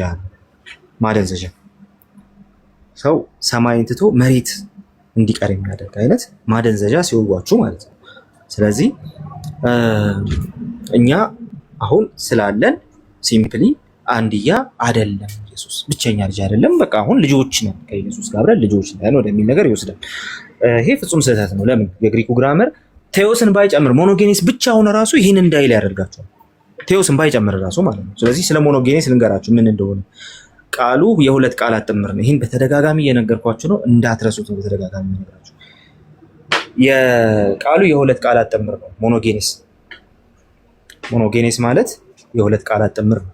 ሞኖስ ምን ማለት ናቸው? ሞኖስ ማለት ወይ ደግሞ ሞኖ ማለት ብቸኛ ማለት ነው። እንደዚሁም ደግሞ ጌናኦ ማለት ደግሞ መገኘት መወለድ የሚለውን ነገር የሚያሳይ ነው። ስለዚህ ኦልሬዲ እንትኑ ምንድነው ትርጉሙ ምንድነው ማለት ነው? ብቻውን ያለ ወይም ደግሞ ብቸኛው ከአብ የተወለደው እንደማለት፣ ከአብ የተገኘው ብቸኛው እንደማለት ነው። which means ይሄ ጌናኦ ዝርያንም ጭምር የሚያሳይ ስለሆነ ማለት ነው። የአባት አይነት ልጅ እሱ ብቻ ነው ማለት ነው። አባት ከሱ በስተቀር ሌላ ልጅ የለውም እንደሱ አይነት ማለት ነው። አሁን ሞኖጌኔስን ብቻ ነው የፈታ ነው ማለት ነው። አብ እንደሱ አይነት ልጅ የለውም ከወልድ በስተቀር ከኢየሱስ በስተቀር አብን ቁጭ የሆነ የአብ ዘር ያለው ሌላ ልጅ የለውም። እግዚአብሔር ልጆች የሚላቸው በጣም በብዙ አውድ ልጆች የሚላቸው አሉ። አዎ አሉ። እሺ እንደነሱ አይነት ሌላ የለኝም የሚላቸው አሉ? የሉም። ለምን? የሉማ። ወልድ ብቻ ነው ያለው። በቃ የአብን ዝርያ የያዘው እሱ ብቻ ነው፣ ወልድ ብቻ ነው ማለት ነው። ኢየሱስ ብቻ ነው ማለት ነው። አንድያ ልጁ የሚለው ሐሳብ ይሄን የሚይዝ። ስለዚህ ተውት፣ ይሄን አሁን እንትንን ተውት፣ ይሄን ቴዎስን ተውትና ሞኖጌኔስ ላይ ብቻ ቆመን ራሱ እኛ ልጅነታችን እንደ ወልድ አይነት ነው እንዳንል ያደርገናል። በዚህ ኢንቴንሲቲ ስለ ልጅነቱ የተነገረለት ማንም የለም። ልጅ የተባለ በጣም ብዙ አለ። ኦኬ፣ ልጅ የተባለ በጣም ብዙ አለ። ከመላእክት ጀምሮ እስራኤላውያንን፣ ነገስታትን፣ መልካም አድራጊዎችን የሚያስተራርቁን በክርስቶስ ያመኑ ምናምን ብለን ልጆች የተባሉ በጣም ብዙ ጠቅሰናል። ነገር ግን የአባት አይነት ዝርያ ያላቸው እነሱ ብቻ ናቸው አልተባሉ። ለምን? የአባት አይነት ኔቸር ባህሪ እያለው የአባት አይነት ጂን ያለው እሱ ብቻ ነው እያለን ያለ ነው፣ ቋንቋው ራሱ ከመጠነ። ስለዚህ የኢየሱስ ክርስቶስ ልጅነት እንደ አባቱ አይነት ልጅነት ነው፣ እኛ ግን እንደ አባታችን አይነት ልጅነት አይደለም። እሺ ይሄንን እንትን እናድርግና ይሄንን እንያዝና ቀጥሎ ግን እነ ፒ56ን የምንወስድ ከሆነ ፓፒሪዎቹን እና ተአማኒ የሚባሉትን ማኑስክሪፕቶች የምንወስድ ከሆነ ሞኖጌኔስ ሁዮስን ሳይሆን ሞኖጌኔስ ቴዎስን ነው የምንወስደው ብያቸዋል። ያ ማለት ሞኖጌኔስ የሚለውን ራሱን በቃ ጨርሰን ሙግቱን እዛ ላይ ጨርሰን ራሱ አንድ ስቴፕ መሄድ እንችላለን ማለት ነው። ምን ሞኖጌኔስ የተባለው ይሄ አንድያ ልጅ የተባለው እሱ ቀጥሎ ያለው ቅጽል አለው። ያ አንድያ ልጅነቱ ምንድን ነው? አምላክነት ነው። አይታችሁታል። ሞኖጌኔስ ቴዎስ አንድያ ልጅ የሆነው አምላክ የሚለው ሐሳብ ያንን ይዛል። ኦልሬዲ ሞኖጌኔስ ላይ ሙግቱን ጨርሰናል። ግን ደግሞ ታዲያ ያ አንድያ ልጅነት ምንድን ነው ካላችሁ አምላክነቱ ነው አንድያ ልጅነቱ ብሎ ነው ዮሐንስ የሚረዳው ነው። ይሄንን ይዛችሁ መታችሁ እንዴት ነው እኛ እንደ ኢየሱስ አይነት ልጆች ነን የምትሉት? ይሄንን ይዛችሁ ኤተርናል ጀነሬሽንን ብቻ እንጂ የምታብራሩት በምንም አይነት መልኩ ምን አታደርጉም። እኛ እንደ ኢየሱስ አይነት ልጆች ነን አትሉ። ስለዚህ የአባቱ አይነት ዝርያ የአባቱ አይነት እሱ ብቻ ነው ብላችሁ ስጨርሱ ምኑን የአባቱ ያስባለው ሲባል አምላክነቱ ነው፣ መለኮትነቱ ከአብ ጋር አንድ ባህሪ መሆኑ ነው። ስለዚህ ይሄ ግንኙነት ኤተርናል የሆነ ግንኙነት ነው። ለምን? መለኮትነትን ፕሪዲኬት የሚያደርግ ግንኙነት ስለሆነ ኤተርናል የሆነ ግንኙነት ነው በአብና በወልድ መካከል ያለው። ዊች ሚንስ ወልድ የአብ ዘላለማዊ ልጅ ነው እንጂ ከጊዜ በኋላ አይደለም ልጅ የሆነ። ከጊዜ በኋላ ካላችሁ የመለኮት ባህሪ ላይ ውልጠት አለ፣ ውላጤ አለ። ስለዚህ እሱን አሁን እንዳናደርግ የሚያደርግ ነገር ነው የነገረን ዮሐንስ ማለት ነው። ስለዚህ ሲምፕሊ ውላጤ የለም በአካላቱ መካከል። እሱ ብቻ አይደለም ግንኙነታቸው፣ የአባትና የልጅ ግንኙነታቸው እንደ አባት አይነት ልጅ ያደረገው ኢየሱስን ብቻ ነው። እሱ ብቻ አይደለም ያ ልጅነት አምላክነትን ፕሬዲኬት ያደርጋል። እሱ ብቻ አይደለም አምላክነትን ፕሬዲኬት የሚያደርግ ከሆነ የኢየሱስ ልጅነት ከዘላለም የመጣ ነው። ኤተርናል ጀነሬሽን ይኸው ዘላለማዊ ልጅነት ይኸው አገኘን ማለት ነው። እሺ ስለዚህ የኢየሱስ ክርስቶስ ልጅነት በኤተርናል ጀነሬሽን የሚታሰብ ነው እንጂ ሌሎች ልጆች በተባሉበት መንገድ አይደለም ማለት ነው። እሱ አስቀድሞ ስለመጣ ነው ብቸኛ የተባለው አንድያ የተባለው። አሁን እኛ ስላለን ኢየሱስ አንድያ አይደለም ምናምን የሚል ሰው ስታዩ ወይም የራሱን ልጅነት ከኢየሱስ ልጅነት ጋር አንድ አይነት እንደሆነ ለማሳየት የሚሞክር ሰው ስታዩ በቃ መረጥ ነው ያለባችሁ፣ ከዛ አካባቢ መጥፋት ነው ያለባችሁ፣ ወይ መገሰጽ። መናፍቅ ነህ፣ ንስሐ ግባ፣ የኢየሱስን ልጅነት ዘላለማዊ ካላረክ በስጋ ሲመጣ ካልክ ሲምፕሊ ንስሐ ግባ። ለውን ልጅ ሰስም አንድ ፌርማታ ነው የቀረ፣ ምንም እንትን አለ በቃ ኢየሱስ አብ ነው ማለት ብቻ ነው የቀረ። ስለዚህ ፍጹም ስህተት ነው። ስለዚህ የኢየሱስን ልጅነት በምንም ተአምር በስጋ ከመምጣቱ ጋር አታገናኙ። በስጋ ከመምጣቱ ጋር የሚገናኘው ልጅነቱን እኛ ማወቃችን እንጂ ልጅነቱ አይደለም። እሺ ስለዚህ የኢየሱስ ልጅነት ዘላለማዊ ከመሆኑ አንጻር አምላክነቱን ፕሬዲኬት የሚያደርግ ከመሆኑ አንጻር በአውድ ከሌሎች ልጅነቶች ፍጹም የተለየ ነው። የመጀመሪያውን ጥያቄ ዘጋን ማለት ነው። ሁለተኛው ጥያቄ ምንድን ነው? ሁለተኛው ጥያቄ ታዲያ ይህንን ኤተርናል ጀነሬሽንን አሁን ባልንበት መልኩ አብ ለወልድ መለኮት የመለኮት ባህሪን ኮሚኒኬት ከማድረጉ አንጻር ነው የተነገረው። በዘላለም ውስጥ ነው እሱም ግን ኮሚኒኬት ከማድረጉ አንጻር ነው የተነገረው ከተባባልን እሱን የሚነግረን መጽሐፍ ቅዱሳዊ ጥቅስ አለ ወይ የሚለው ደግሞ ሌላ የመጀመሪያውን ጥያቄ ስለመለስን፣ ማለትም ኢየሱስ ክርስቶስ ልጅነቱ ከሌሎች ልጅነቶች የተለየ ዘላለማዊና ፍጹም አምላክነቱን የሚያሳይ ነው የሚለውን ነገር ኦልሬዲ ጨርሰናል። ስለዚህ አሁን ቀጥሎ እየሰራን ያለ ነው ምንድነው? ይሄ ከአብ ከዘላለም ኮሚኒኬት የተደረገው ነው የሚለውን ነገር ማሳየት ነው። ስለዚህ ይህንን ለማየት ምን ማድረግ አለብን? ዮሐንስ ወንጌል ምዕራፍ 1 ቁጥር 26 ላይ ምዕራፍ 5 ቁጥር 26 ላይ ይላል። ዮሐንስ ወንጌል ምዕራፍ 5 ቁጥር 26 ላይ እዛ ላይ ከመድረሳችሁ በፊት ምዕራፍ 5 ቁጥር 18ን ታያላችሁ አይደለ? ኢየሱስ አስቀድሞ ሊገሉ ሲፈልጉ አባቴ እስከዛሬ ይሰራል እኔም እሰራለሁ አላቸው። ስለዚህ እነሱም ሊገሉት ፈለጉ። ለምን ሲባል ሰንበትን ስለሻረ ብቻ አይደለም ማለትና እግዚአብሔር አባቴ ነው ብሎ ራሱን ከእግዚአብሔር ጋር እኩል ስላደረገ አለ። አሁንም ልጅነቱ ምንድነው? ከአብ ጋር እኩል መሆኑ ነው አለ። ስለዚህ የእሱ ልጅነት ከኛ ልጅነት ጋር ፍጹም አይገናኝም። የኛ ልጅነት ከአብ ጋር እኩል አያደርገንም። የኢየሱስ ልጅነት ከአብ ጋር እኩል ያደርገዋል። ስለዚህ ይሄንን ያዘንና መጣ። እታች ስንወርድ ምን ይላል? አብ ለሙታን ሕይወትን እንደሚሰጥ እንዲሁ ይላል። 26 ላይ ከመድረሳችን በፊት ማለት ነው። አብ ለሙታን ሕይወት እንደሚሰጥ እንዲሁ ወልድም ለሚወዳቸው ሕይወት ይሰጣቸዋል ይላል። ስለዚህ የአብ ሕይወት የመስጠት ባህሪ ማን ጋር አለ? ወልድ ጋር አለ። የአብ ሕይወት የመስጠት ባህሪ፣ የአብ ሕይወትን ለሙታን የማካፈል ባህሪ፣ የአብ ነገሮችን ካለመኖር ወደ መኖር የማምጣት ባህሪ ማን ጋር አለ? ወልድ ጋር አለ። ስለዚህ ይሄ ባህሪ የአብ ብቻ ነው። ይህ አትሪቢዩቱ ፈጽሞ የአብ ብቻ ነው። ለምሳሌ ሮሜ ላይ ስትመለከቱ አብርሃምን የሚጠራበት መንገድ አለው አይደል? ጳውሎስ ምን ይላል? የሌለን እንዳለ አድርጎ በሚጠራ ለሙታን ሕይወትን በሚሰጥ በእግዚአብሔር ፊት አብርሃም የሁላችን አባት ነው ይለዋል። ስለዚህ እግዚአብሔርን ምን ብሎ ገለጠው ሲባል ለሙታን ሕይወትን የሚሰጥና የሌለን እንዳለ አድርጎ የሚጠራ። ይህንን ለፍጡር ሲሰጡ አተዋቸውም። አይሁዳውያኑ ለፍጡር አይሰጡም። ለዛ ነው ስትሪክት ሞኖቴስቶች ሆኖ እያለ አይሁዳውያኑ፣ ነገር ግን ክርስቶስን ካዩት በኋላ ምን ሆኑ? እንግዲህ አይሁዳውያኑ ስንል እና ዮሐንስም ማለት ነው በጭራሽ የማይደፍሩትን ነገር አሉ። እሱም ኢየሱስ ከአብ ጋር እኩል ነው። ይሄው ከአብ ጋር እኩል ነው እያለ ነው። ምን ብሎ? ሕይወት የመስጠት ባህሪው የአብ ሕይወት የመስጠት ባህሪ ወልድ ጋርም አለ። ስለዚህ የወልድም ጭምር ነው ያ ባህሪ የሚለውን ኦልሬዲ አስቀምጠልን። ከዛ ደግሞ አብ ሕይወትን ይሰጣል፣ ወልድም ሕይወትን ይሰጣል ብቻ አይደለም። ይሄ ጳውሎስ ጋርም ያለ ነው፣ ዮሐንስ ጋርም ያለ ነው፣ ምናምን የዕብራውያኑ ጸሐፊ ጋር የምታገኙት ነው። ስለዚህ ሕይወት ይሰጣል፣ ወልድ ሕይወት ይሰጣል። ልክ አብ ሕይወት እንደሚሰጥ እንደዛ ወልድም ሕይወት ይሰጣል። ስለዚህ አባትና የልጅ ግንኙነታቸው ሲምፕሊ አንድ ባህሪ የመሆናቸውን እኩል የመሆናቸውን ጉዳይ የሚያሳይ ነው። እሺ ሌላስ? እንደገና ወረድ ስትሉ ሰዎች አብን እንደሚያከብሩት እንዲሁ ወልድን ያከብሩት ዘንድ ፍርድን ሁሉ ለወልድ ሰጠው እንጂ አብ በአንድ ሰው እንኳ አይፈርድም። አሁን እዚህ ጋር ሰጠው የምትለውን ሀሳብ ይይዙና ኢየሱስ አምላክ አይደለም ይሏቸዋል። ግን እኮ አብን ያከብሩት ዘንድ አብን እንደሚያከብሩት ወልድን ያከብሩት ዘንድ የሚል ነገር አለ። አምላክን እንደምታከብሩት ፍጡርን ካከበራችሁ አይዶላትሪ ነው፣ ወይም ደግሞ ምንድነው? ጣዖት አምልኮ ነው አይደል? ጣዖት አምልኮ ነው።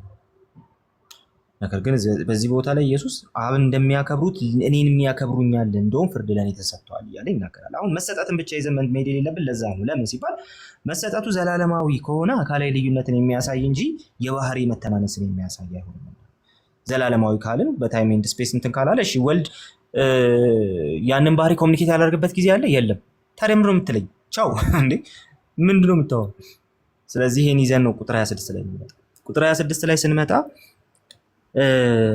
ከላይ አብ ሕይወትን ይሰጣል ወልድም ሕይወትን ይሰጣል የሚል ይዘን መተናል። ቁጥር 26 ላይ ሲመጣ ግን እንደዚህ ይላል፣ አብ በራሱ ሕይወት እንዳለው እንዲሁ ወልድ ደግሞ በራሱ ሕይወት እንዲኖረው ምን ብሎታል? ሰጥቶታል። ኦኬ፣ አብ በራሱ ምን አለው? ሕይወት አለው። ልክ እንደዛው ለወልድ በራሱ ሕይወት እንዲኖረው ሰጥቶታል። ስለዚህ አሁንም እዚህ ቦታ ላይ ሙስሊሞች በተለይ የሚያነቡት እንዴት ነው? አብ ሕይወት አለው። አዎ፣ ወልድን ሕይወት የሰጠው ማን ነው? አብ። ስለዚህ አብ ለወልድ ሕይወት ስለሰጠው ወልድ ሕያው ያደረገው አብ ነው። ከዚህ የተነሳ ወልድ አምላክ አይደለም። ይሄም በጣም የተመታ አርጊውመንት። ለምን? ምክንያቱም የመጀመሪያው ቴክስቱ በደንብ አልተነበበም። አብ በራሱ ሕይወት እንዳለው አሴቲን ነው የሚያሳየው። አሴቲን ነው የሚያሳየው። አሴቲ ማለት ምን ማለት ነው? ያለምንም ድጋፍ መኖርን ማለት ነው። አብ በራሱ ሕይወት አለው ማለት ምን ማለት ነው? ያለማንም ድጋፍ ያው የእሱ ሕያውነት ከሱ ውጪ ባሉ አካላት ላይ የተደገፈ አይደለም። ኦር ደግሞ የሱ ኤግዚስተንስ እሱ ኤግዚስት ለማድረግ በፈጠራቸው ነገሮች ላይ አይደገፍም ማለት ነው። ስለዚህ አብ በራሱ ሕይወት አለው። ግን እዚህ ጋር ብቻ ብንቆም ጥሩ ነው። ከላይ ለሙታን ሕይወትን ስለመስጠት እየተወራ ስለመጣ እሱ በማንም ላይ አይደገፍም ለኤግዚስተንሱ። ሌሎች ነገሮች ኤግዚስት ለማድረግ ግን በማን ላይ መደገፍ አለባቸው? በሱ ላይ መደገፍ አለባቸው። እሱ ካልፈጠራቸው፣ እሱ ካላስገኛቸው፣ እሱ ክሬት ካላደረጋቸው በታይም ውስጥ ምን ሊያደርጉ አይችሉም? ኤግዚስት ሊያደርጉ በጭራሽ አይችሉም። ስለዚህ ይሄ የአብ ዘላለማዊ ባህሪ ያለማንም ድጋፍ ኤግዚስት ያደርጋል። ደግሞስ ሌሎች ኤግዚስት ለማድረግ በሱ ላይ መደገፍ አለባቸው ነው ፖይንቱ። እሺ ይሄንን ይዘን ወደ ቀጣዩ እንሂድ። ስለዚህ አብ በራሱ ሕይወት እንዳለው እንዲሁ የሚለውን እንትን አደረግን፣ ሰራን። ይሄንን ለወልድ መስጠት እንችላለን ነው? ይሄን አትሪቢዩት ለወልድ መስጠት እንችላለን ነው ጥያቄ መጀመሪያ። አዎ፣ ለምን? ለወልድ በራሱ ሕይወት እንዲኖረው የሚል ሀሳብ ስላለ። ስለዚህ ወልድስ በራሱ ሕይወት አለው አብ እንዳለው? አዎ፣ ልክ አብ ሕይወት እንደሚሰጥ ወልድም በራሱ እንዲኖር ሕይወት አለው በራሱ የሚል ሀሳብ ስላለ። እሱስ ምንድን ነው ሲባል ሰልፍ ኤግዚስትድ ያ ማለት ምን ማለት ነው? እሱም በፈጠራቸው ነገሮች ላይ ወይ ደግሞ ከሱ ውጭ ባሉ ነገሮች ላይ ለኤግዚስተንሱ አይደገፍም፣ ግን ደግሞ ሌሎች በሱ ላይ ይደገፋሉ። ህይወት ለማግኘት በሱ ላይ ይደገፋሉ። በአብ ላይ እንደሚደገፉ እንደዛ ህይወት ለማግኘት ህያው ለመሆን ኤግዚስት ለማድረግ ፐርሲስትም ለማድረግ በማን ላይ ይደገፋሉ? በወልድ ላይ ይደገፋሉ። ልክ በአብ ላይ እንደሚደገፉ እንደዛ በወልድ ላይ ይደገፋሉ። በራሱ ህይወት እንዲኖር የሚለው ሀሳብ እነዚህን ሁለት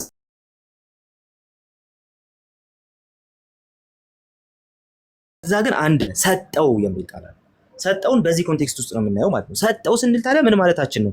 አዎ ይህንን የሰልፍ ኤግዚስተንስ ኔቸር ወይም ደግሞ ይህንን የሰልፍ ኤግዚስተንስ አትሪቢዩት አብ ለወልድ ከዘላለም ዘመናት በፊት ምን አድርጎታል? ኮሚኒኬት አድርጎታል። ይህን ህይወት ያልሰጠው ጊዜ የለም። ኦኬ። ስለዚህ በዘላለም ውስጥ ምን አድርጎታል? ኮሚኒኬት አድርጎታል። ኤተርናል ጀነሬሽን ስንል እሱን እያልን ያለን በዘላለም ውስጥ ኮሚኒኬት አድራጊ ማን ነው? ስለ ፈንክሽን ስለሆነ የምናወራው ማለት ነው። ይህ ምን እንለዋለን? አዲንትራ የሆነ ወይም ደግሞ በስላሴ አካላት መካከል ያለ ግብር እንለዋለን። የግብር ልዩነት። ስለዚህ አብ በግብር ሰጪ የሆነና ወልድ ምን ይሆናል? ተቀባይ ይሆናል። ስለዚህ በኤተርኒቲ ውስጥ እንደዚህ ካለ እሺ ወልድ አሁን ይሄንን ህይወት ሳይዝ የኖረበት ጊዜ አለ ወይስ የለም የሚል ጥያቄ መጠየቅ አለብን። ኦልሬዲ በቃ አሁን ጥያቄውን መለስን። ይሄው ኤተርናል ጀነሬሽን ስንል አብ ወላዲ ነው፣ ወልድ ተወላዲ ነው። በዘላለም ውስጥ ነው ወላዲና ተወላዲነታቸው። ወላዲነትና ተወላዲነት ይህንን ባህሪ ከዘላለም ዘመናት በፊት ኮሚኒኬት ማድረግን የሚያሳይ ነው ብለን ጨረስን። ይሄው ጥቅሱም እሱን ይነግረናል። እሺ ስለዚህ ሁለቱን ጥያቄዎች ስለመለስን ቀጥሎ ምንድነው የምንሰራው? እሺ አሁን ሰዎች ይመጡ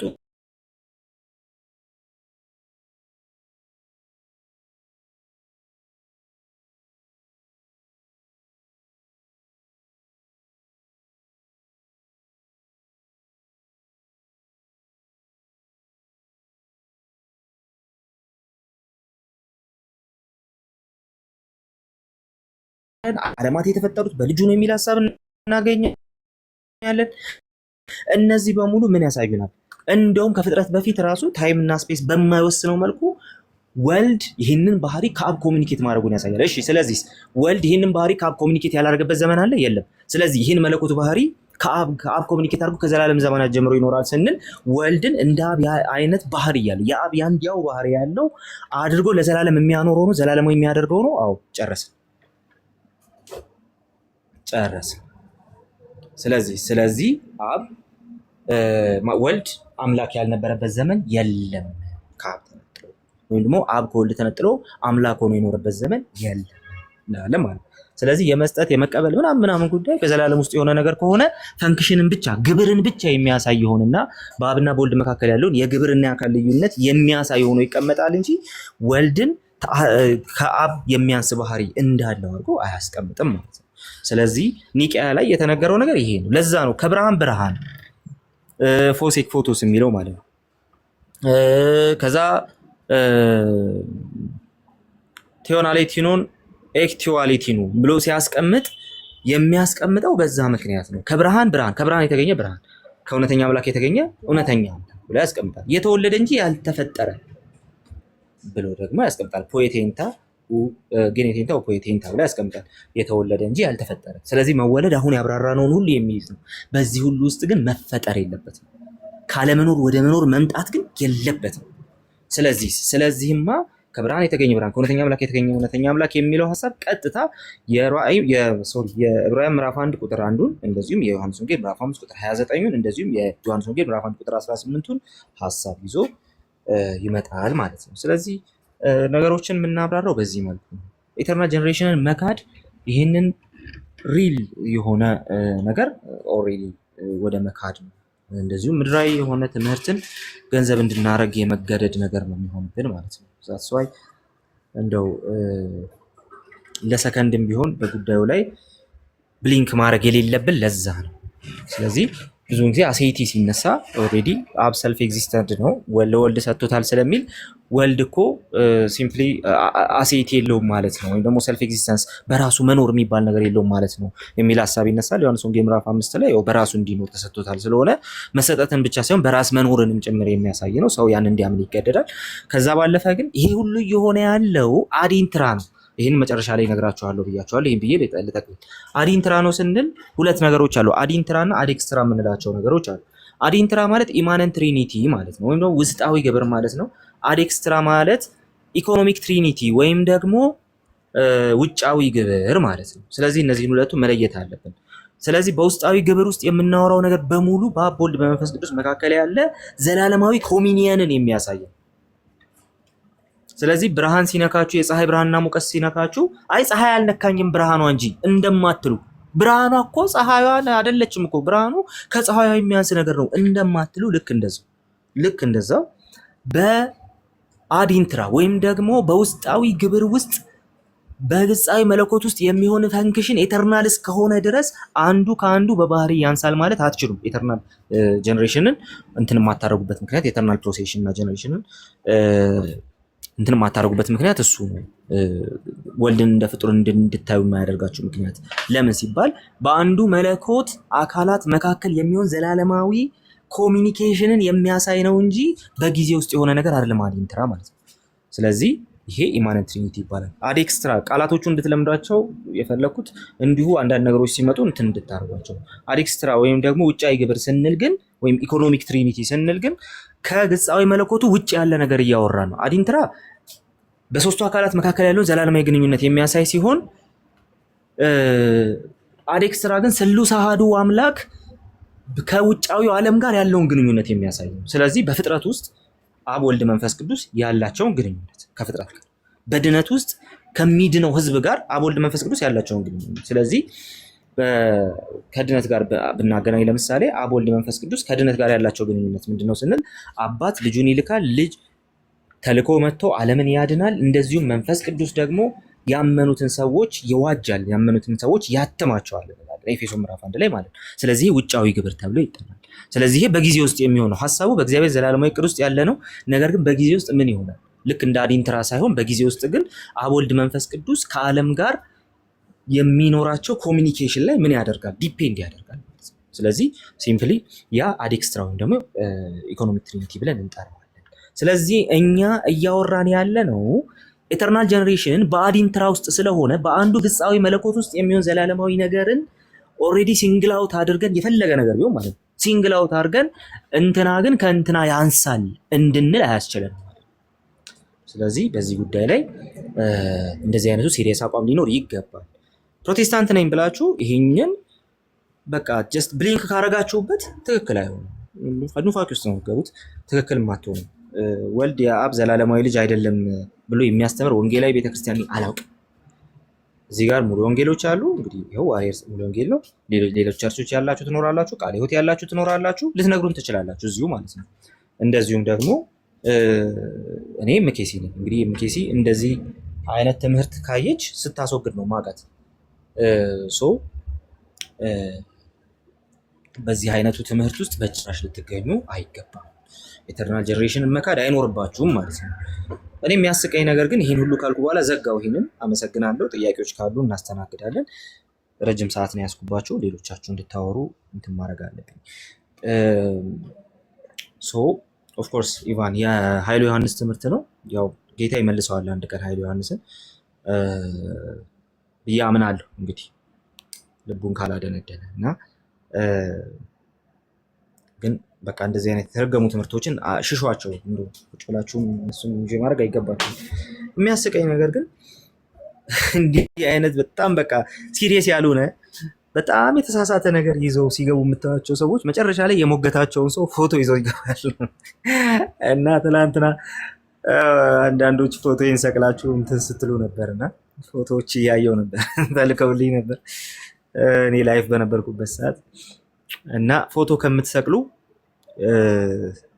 ቃሉን ሰቅላችሁ በደንብ ብታነቡ ብታጠኑ ይዛችሁ በቃ ፎቶ ከምትለጥፉ ቃሉን ለጥፋችሁ ምን ማለት ነው እያላችሁ ብታነቡ ብታወሩ መልካም ነው። እኔ ፕሮቴስታንት ያልሆኑት ችግር የለውም። ፕሮቴስታንቶቹ ፎቶ ለጥፈው ቁጭ ብለው እንቶ ፈንቶ የሚያወራው ሰው ቤት ገብታችሁ የስ ልክ ነው ስትሉ እንደማየት ግን የሚያሳፍር ነገር ግን የለም። እኔ ምን እንደሆነ አላውቅም። ፎቶ የተለጠፈበት ቤት የሚያስገባችሁ ማለት ነው አንዳንድ ሰዎች ማለት የእኔ ምናምን ስለሆነ አይደለም። ከዚህ በፊትም ብያቸዋለሁ። እኔ እዛው ሳልኖር እኔ ሳልለጠፍም ብያለሁ። ሰብጀክቲቭ ነገር ይዘው ፎቶ ይዘው ምናምን ገብተው እንቶ ፈንቶ ሲያወሩ ከሚውሉ ሰዎች ጋር ምን እንደምትሰሩ አይገባኝም። ክርስቲያኖች ሪሊ የእውነት ነው ብላችሁ በጌታ ፊት እንደው እባካችሁ በቃ ለምንም አይጠቅምም። እንዳልኳችሁ ነው። ሀሳብ የተነሳሁበት ላይ ልጨርስ። ሀሳብ የሚሸጥ በጣም ብዙ ህዝብ አለ። ኦኬ እዚህ ሀሳብ በቃ የሆነ እኔም ለሽያጭ ነው የወጣሁት። አለቀ። ይኸው ሸጥኩ ሀሳብ። አሁን የገዛው ይጠቀማል፣ ጌታ ይረዳዋል፣ ህይወት ያገኝበታል ብዬ አምናለሁ። ወደ ንባብ ይመራዋል ብዬ አምናለሁ። ስለዚህ ይኸው እኔ አቅርቤዋለሁ። የገዛችሁት ግዙት፣ ካልገዛችሁት ደግሞ ሪጀክት አድርጉ፣ ችግር የለም። እኔም ልሸጥ ነው የወጣሁት። ሌሎችም ሀሳብ ሊሸጡ ነው የሚሉት። ቤት ከከፈቱ ሀሳብ ሊሸጡ ነው። አለቀ። ያገኛችሁትን ገበያ ወጥታችሁ አትገዙም እኮ አይደል? ገንዘባችሁን አታባክኑ፣ ጊዜያችሁን ጉልበታችሁን አታባክኑ። ገበያ ወጥታችሁ አይደለም እሱን አታረጉም። እኔ ስለ ትላንቱ ብቻ ሳይሆን ግን እሱን አታረጉም በምንም ታምር። ታዲያ ቲክቶክ ላይ መታችሁ በገዛ ዳታችሁ፣ በገዛ ስልካችሁ፣ በገዛ ጊዜያችሁ፣ ኦኬ በገዛ ሜንታሊቲያችሁ ቲክቶክ ላይ ወጥታችሁ ያገኛችሁትን ሁሉ መቃረም አለባችሁ። ያገኛችሁትን ሁሉ ልክ ነው ብላችሁ መቀበል አለባችሁ። አይመስለኝም፣ ያለብን አይመስለኝም። አንዳንዶቻችሁ በጣም ተባረኩ፣ ተምር ተባረኩ። በጣም ትምህርት ስታዩ ቁጭ ብላችሁ የምትማሩ ሪሊ የእውነት የሚጠቅም ዲቤትም ጭምር ስታዩ ቁጭ ብላችሁ የምትመለከቱ ሰዎች አላችሁ። እዚህ አሁን ያላችሁ ቁጭ ያላችሁ ሰዎች እና ተባረኩ። ይኸው እዚህ ጋር ገስት ላይ ያሉ ሰዎችን ታችም እያየው ነው። ሰዎችን ነያዲን ጨምረው እያየው ነው። ታች ያላችሁ ምን ላይ ያላችሁ ዜማስ አንድ ቀን አጥቻት አላውቅም። ሲሪየስ ነገር ስናወራ ዜማስን አንድ ቀን አጥቻት አላውቅም። አውጥታ እኔ ድምፅ አውጥታ ምናምን የሆነ ነገር ሀሳብ ስትሰጥ አይታችኋት የምታውቁ አይመስለኝም። እዚህ ጋር ከተወሰነ ጊዜ በኋላ ደግሞ እያየዋቸው ያሉ ሰዎች አሉ። ያባልጅ እና አጋፔ ተዋቸው። ሪዲንግ አብረው ሰራተኛ ናቸው። ፍቅሮሽ አጋፔ ቤኪ እሱ ተዋቸው። ኦልሬዲ አብረው ሰራተኛ ናቸው። የሚፈልጉትን ነገር እናውቀዋለን ገና ሲመጡ ማለት ነው። በቃ ጀስት የእነሱ ድጋፍም ነው እንደሚያቆመን። ተባረኩ። ጌታ ይባርካችሁ። ሪሊ በቃ እንደዚህ እንቶ ፈንቶ ቤት የማትገኙ ሰዎች ጌታ ይባርካችሁ። የእኔ ቤት ራሱ የማያንጽ ነገር እየበዛው ከመጣና ልክ ካልሆነ እኔ በቃ አንፎሎ አድርጋችሁላ መውጣት አለባችሁ። እኔን ኤክሰፕሽን ራሱ አላስቀምጥም በዚህ ጉዳይ ላይ። ይሄ የእግዚአብሔር መንግስት ስራ፣ የእግዚአብሔር መንግስት ጉዳይ። ስለዚህ እኔን ጋር ልክ ያለው ነገር ካያችሁ ስገስጹኝ አልሰማ ካልኩኝ ፎቶ ይዤ ገብቼ ጭራሽ ሰብጀክቲቭ አድርጌ ነገሮችን ካወራው እኔም አላስፈልጋችሁ፣ ማንም አያስፈልጋችሁ በዛ ጉዳይ። ቸርች አላችሁ እኮ በቃ ቸርቻችሁ ሄዳችሁ አትማሩ። እንደዛ አይነት ነገሮችን አታርጉ እዛ